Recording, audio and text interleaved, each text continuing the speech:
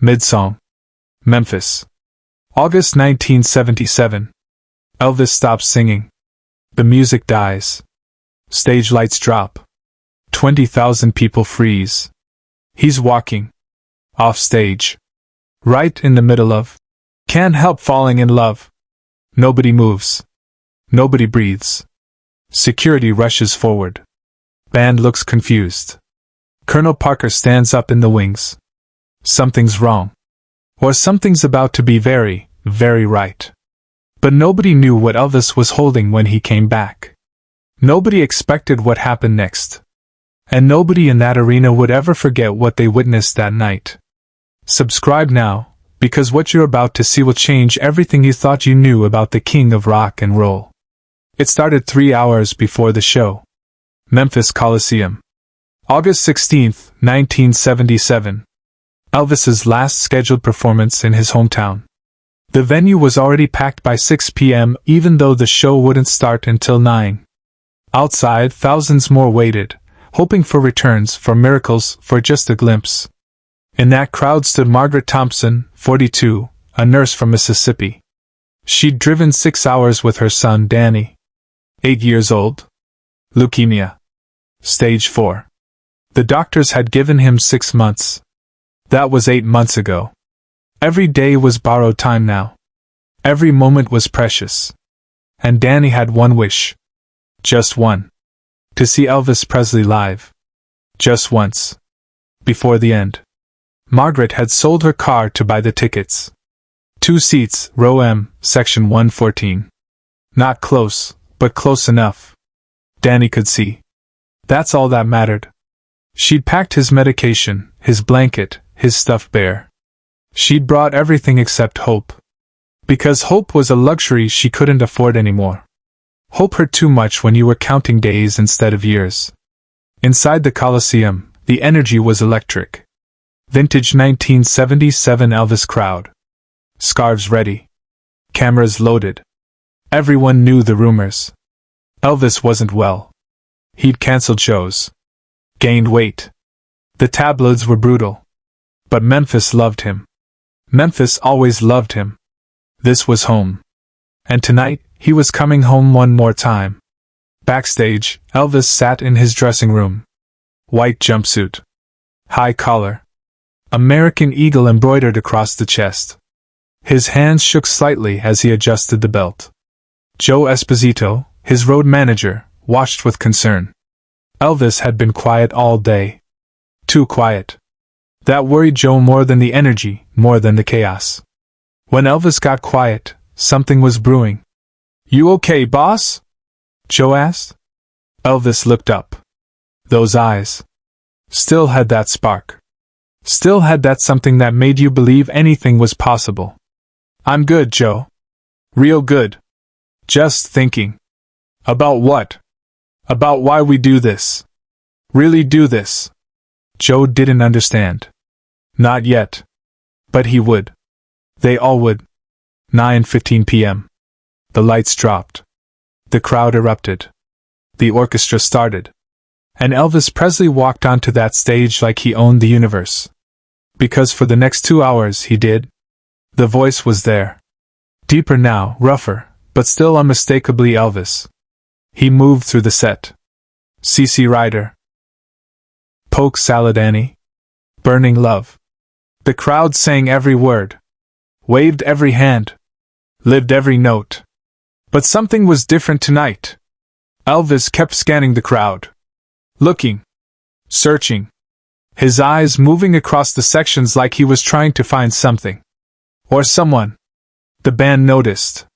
Charlie Hodge, his rhythm guitarist, exchanged glances with the drummer. What's he looking for? Margaret held Danny close. Row M, section 114. The boy could barely see over the people in front, but he didn't care. Elvis Presley was right there. 50 yards away, but might as well have been touching heaven. Danny's face glowed. For the first time in months, Margaret saw her son smile. Really smile. Not the brave smile he gave doctors. Not the pretend smile he gave her when she cried at night. A real smile. Pure joy. Then something strange happened. Something nobody in that arena could have predicted. Elvis started, "Can't Help Falling in Love." The crowd swayed. Lighters came out. The moment everyone waited for. His Closer. His signature. The song that ended every show. But tonight something felt different. Elvis sang the first verse. Voice pure. Perfect. Wise men say, only fools rush in. Then he stopped. Mid-song. Just stopped singing. The band kept playing for 2 more bars before they realized. The music died. Awkward silence. Confusion rippled through the crowd. Technical problem? Is he sick? Then Elvis did something nobody expected. He walked to the edge of the stage, looked out into the crowd, and spoke. "Hold on a minute, y'all. Just hold on." Charlie Hodge rushed to his side. "Elvis, what's? I need to do something. Give me a second." He turned to the crowd. 20,000 people holding their breath. "I saw something out there. Earlier. During the show. And I can't finish tonight without. Just give me a minute." He turned to security. Section 114. Row M. "There's a woman there with a little boy. Bring them backstage. Now." The security team looked at each other. Colonel Parker was already moving toward the stage, furious. This wasn't protocol. This wasn't planned. This could cause chaos. But Elvis didn't wait for approval. He never did when something mattered. "Right now," Elvis said firmly. "Please." Margaret didn't understand what was happening when 2 security guards approached her row. One leaned in. "Ma'am, Elvis would like to see you and your son. Backstage. Right now." She thought it was a mistake. It had to be. But Danny's hand was already gripping hers, squeezing so hard it hurt. His eyes were wide. Hopeful. Terrified. Alive. The walk through the crowd felt like moving through a dream. People parting. Whispers everywhere. Who are they? What's happening? Did Elvis just stop the show? Down the aisle. Through the security gate. Behind the stage. The smell of sweat and electricity and something indefinable. Magic, maybe? Or just the concentrated essence of 20,000 people feeling the same thing at the same time. Elvis stood there. Waiting. When he saw Danny, his face changed. Something in his eyes. Recognition. Not of the boy, but of something in the boy. Pain. Fragility. Time running out. Elvis knew that look. He'd seen it in mirrors for years now. He knelt down. Right there on the concrete. White jumpsuit and all. Got down to Danny's level. "Hey there, son. What's your name?" Danny's voice was barely a whisper. "Danny. Danny. That's a good strong name. How old are you, Danny?" 8. Almost 9. The almost broke Margaret's heart. There would be no almost 9. The doctors had been clear. "You came to see the show tonight?" Danny nodded. Tears starting now. "You're my favorite. My mom played your records every day when I was sick. She said your music made miracles." Elvis looked up at Margaret. She was crying now. No hiding it. No point in hiding it. Elvis stood, put a hand on her shoulder. "How long?" he asked quietly. Margaret knew what he was asking. "The doctors said maybe Christmas. If we're lucky." That's when Elvis Presley made a decision that would define the last night of his life. He turned to Joe Esposito. "Get me my acoustic. And bring them on stage. Both of them. Elvis, the Colonel is going to. I don't care what the Colonel says. Get the guitar." Joe had worked with Elvis for 15 years. He knew when to push back and when to just do what the man said. This was a "just do it" moment. He grabbed the acoustic from the equipment truck. A simple Martin. Nothing fancy. Just 6 strings and wood and possibility. Elvis took Margaret and Danny's hands. "Come with me. There's 20,000 people out there who came to see a show. But tonight, we're going to give them something more important. We're going to give them a moment. A real moment. You ready? Danny nodded. Too scared to speak now. Too overwhelmed. Too everything. Margaret squeezed her son's hand. Whatever was about to happen, they were in it together. Elvis walked back onto that stage. The crowd erupted. Confusion turned to excitement. Who were these people with him? What was happening? Elvis raised his hand. Silence. Immediate. Complete. You could hear people breathing in the back rows. Folks, Elvis's voice filled the arena. This is Danny. He's 8 years old. He came here tonight with his mama. And I stopped the show because sometimes you see something that reminds you why we're all really here. Not for the music. Not for the show. But for each other. He gestured to a stool someone had brought out. Danny, sit right here. The boy sat.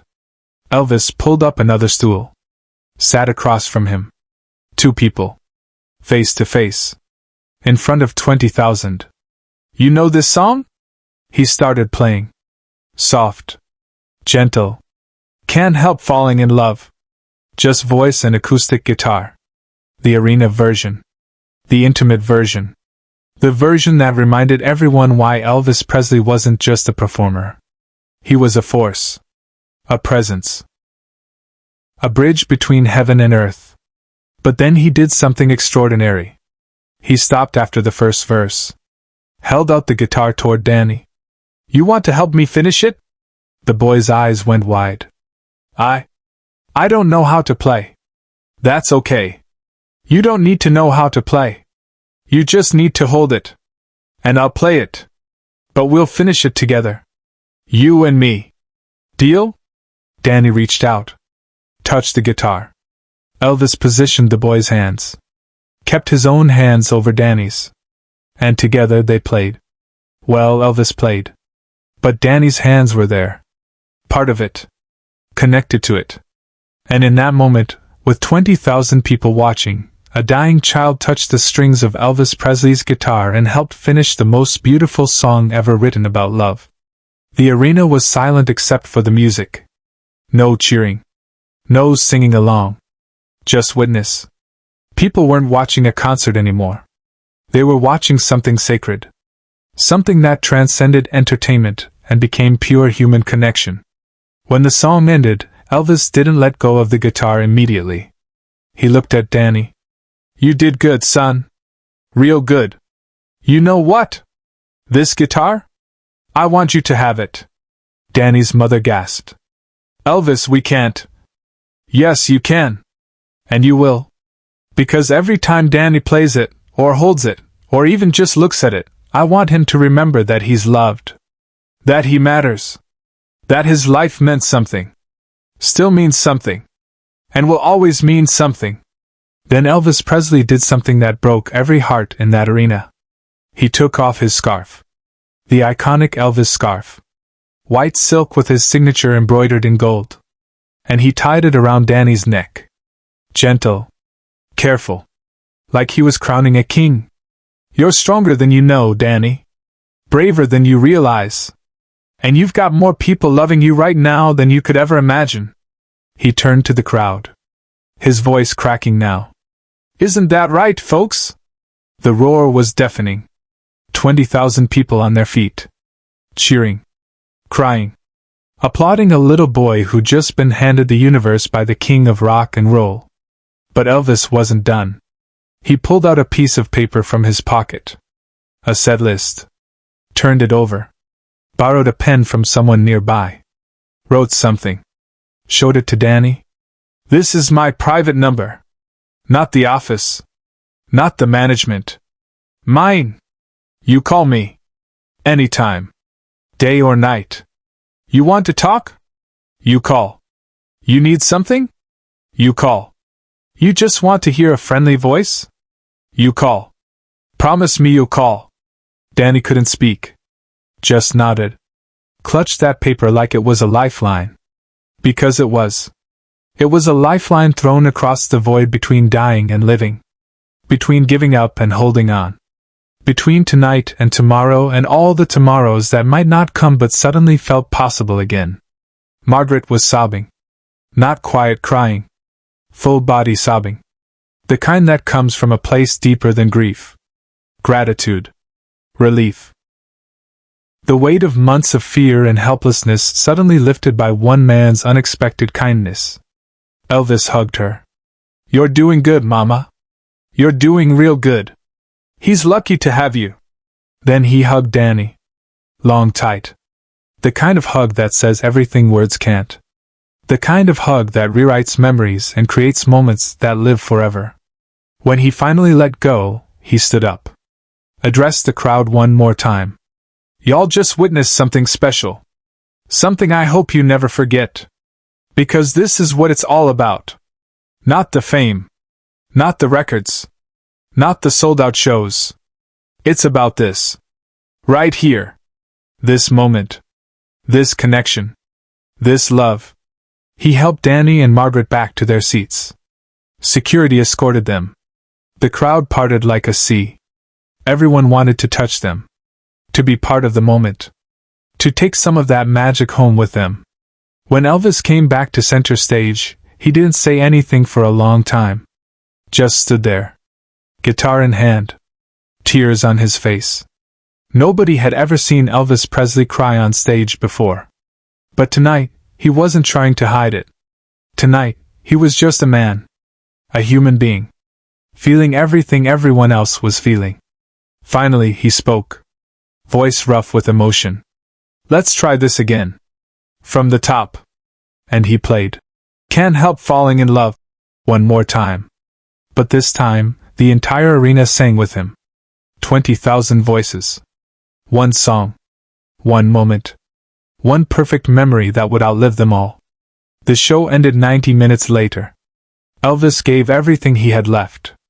Every ounce of energy. Every note. Every moment. Like he knew. Maybe he did. Maybe something in him understood that this was it. The last time. The final bow. The end of the legend and the beginning of the myth. But the story doesn't end there. Because the real magic happened after. Danny Thompson lived. Not 6 months. Not a year. 3 years. Long enough to learn to play that guitar. Long enough to call that number 17 times and actually talk to Elvis each time until August 16, 1977, when the number stopped answering. Long enough to understand what Elvis had given him wasn't just a guitar or a scarf, or a phone number. It was permission to hope. Permission to fight. Permission to believe that miracles were real because he'd lived one. And when Danny finally did pass away in 1980, 3 months before his 12th birthday, he was buried holding that scarf. His mother placed the guitar in a glass case in their living room. A reminder. Not of death. But of the night Elvis Presley stopped a concert for a dying boy and gave him 3 more years of borrowed time. 3 years of hope. 3 years of miracles. The king didn't save a life that night. He gave it meaning. And 20,000 people witnessed what love actually looks like. Share this story. Subscribe. Let the world remember that fame means nothing until you use it to touch someone's soul.